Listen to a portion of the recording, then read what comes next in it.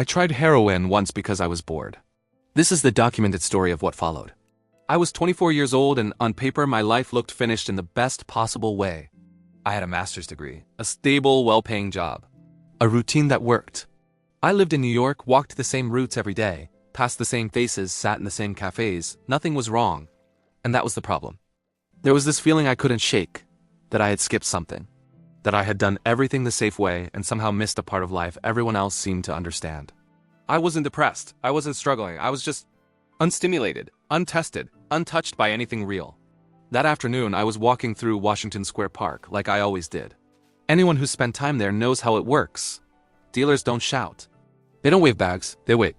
If you linger, if you stop, if you look like you're not in a hurry, they'll ask. I stopped to check my phone. A guy on a nearby bench leaned over and asked quietly if I needed anything. I hadn't planned to say yes. I didn't even know what I wanted, I just didn't want to say no. I told myself I'd buy some weed. Something familiar. Something harmless. He asked me 3 times if I was a cop. I laughed it off, said no, and he gave me a number. Told me to meet him a few blocks away. The whole walk there my heart was pounding. Not fear, excitement. I felt awake in a way I hadn't in years. Like I was doing something secret, something adult, something real. We met inside a fast food place. Fluorescent lights.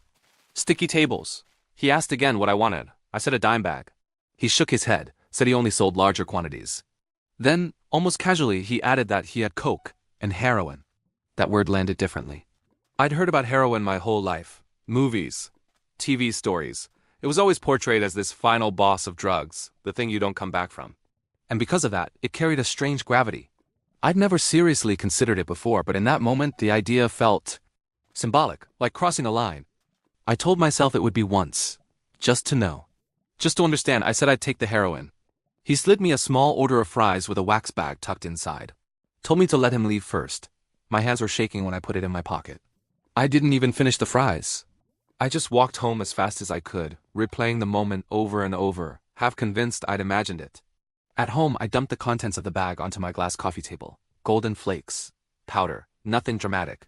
It looked ordinary. I didn't even know what to do with it. I had never injected anything in my life.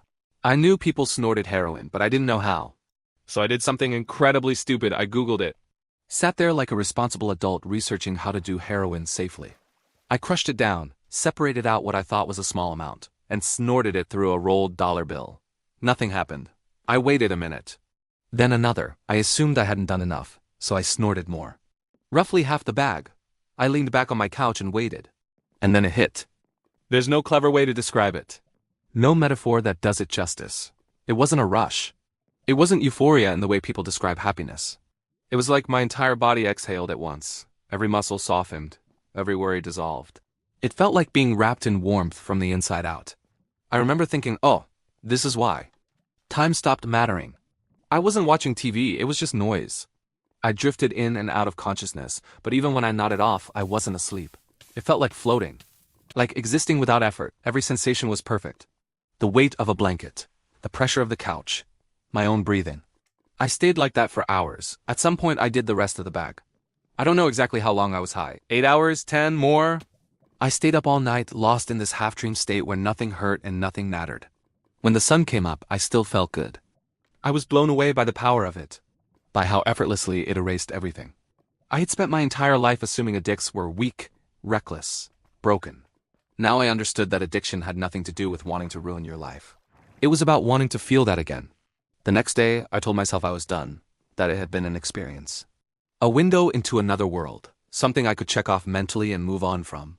I even felt proud of myself for trying something so extreme and walking away. I posted about it online, answered questions. Brushed off warnings, people told me I was playing with fire. I told them they were exaggerating, I wasn't like those people, I had a job. A future, self-control, and for a little while it felt true. But something had changed. Normal life felt dull. Food tasted flatter, music felt thinner. The quiet moments I used to enjoy now felt empty. I caught myself thinking about that feeling, not obsessively, not desperately, just curiously. I told myself curiosity was an addiction. A few days later, I walked past Washington Square Park again. I didn't stop, but I noticed. And that's where this part of the story ends. Not with a collapse, not with regret, not with consequences, but with a thought I didn't yet recognize as dangerous. Now I know what it feels like. And once you know that, pretending you don't is harder than you think. I didn't plan on using it again. I know that's what everyone says, but I actually believed it. I wasn't craving it. I wasn't waking up thinking about it. I felt normal. If anything, I felt a little smug about the whole thing. Like I'd done something extreme and come out fine. I went back to my routine. Work. Errands. Sleep. I even told myself the experience had been overrated once the novelty wore off. People online kept warning me, telling me I was an idiot, saying this was how addiction started. It annoyed me more than anything. They didn't know me. They didn't know my life. I wasn't some junkie. I had a job. A future. Discipline. But I couldn't stop thinking about how clean it felt. How quiet my mind had been. Not in a desperate way, just curiosity. Like replaying a really good movie scene in your head. A few days later, I walked past Washington Square Park again. I didn't stop, but I noticed. That's when I started telling myself rules. If I ever did it again, it wouldn't be impulsive. It wouldn't be emotional. It would be deliberate. Controlled. I'd space it out. I'd never do it back to back. I never let it interfere with work. I definitely wouldn't inject. That was disgusting. That was where people ruined their lives. Snorting was fine. Occasional use was fine. People drank every weekend. How was this different? I waited more than a week before I texted the dealer again. That felt important. Proof. When he replied immediately, it gave me a weird rush, but I ignored it. I met him, bought another bag, went home. This time there was no fear, no racing heart. Just familiarity. I did it the same way as before. The feeling came back, but it wasn't exactly the same. It was still good, still warm, still quiet, but it faded sooner than I remembered. I told myself it was a weaker bag. Bad luck. It happens. I didn't think much of it until the next day, when everything felt a little flat. Not terrible. Just dull. Food tasted off. Music didn't hit. I wasn't sick or depressed, just restless. I caught myself checking the time more than usual.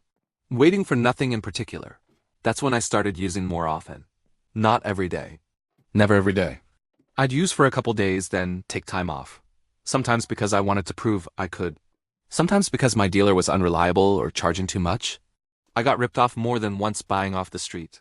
That pissed me off more than anything. I still told myself this wasn't addiction because I wasn't withdrawing. I wasn't shaking. I wasn't vomiting. I wasn't stealing or lying or losing control. I was choosing to do it. People online kept freaking out, saying I was on a fast track to ruining my life. I pushed back hard. I argued. I pointed out how exaggerated everything sounded. I said I knew the risks. I said I wasn't stupid, and honestly, at the time I believed that. Then one night, snorting just stopped working the way I wanted it to. I did more. It helped, but it felt inefficient.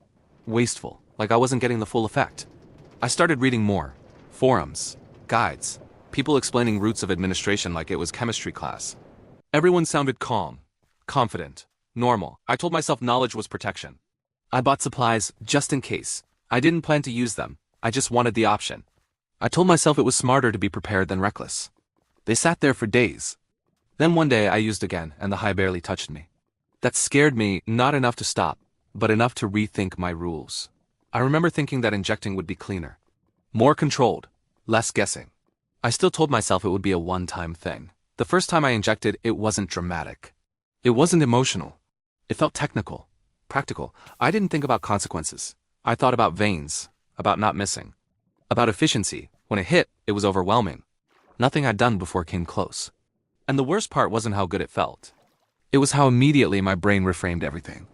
I didn't think I've gone too far. I thought, why didn't I do this sooner? That's when I realized something had shifted. I wasn't experimenting anymore. I was adjusting, optimizing, planning. I was still telling myself I could stop. I was still telling myself I wasn't addicted, but now I was using in patterns. And patterns have momentum. And momentum doesn't care what you believe.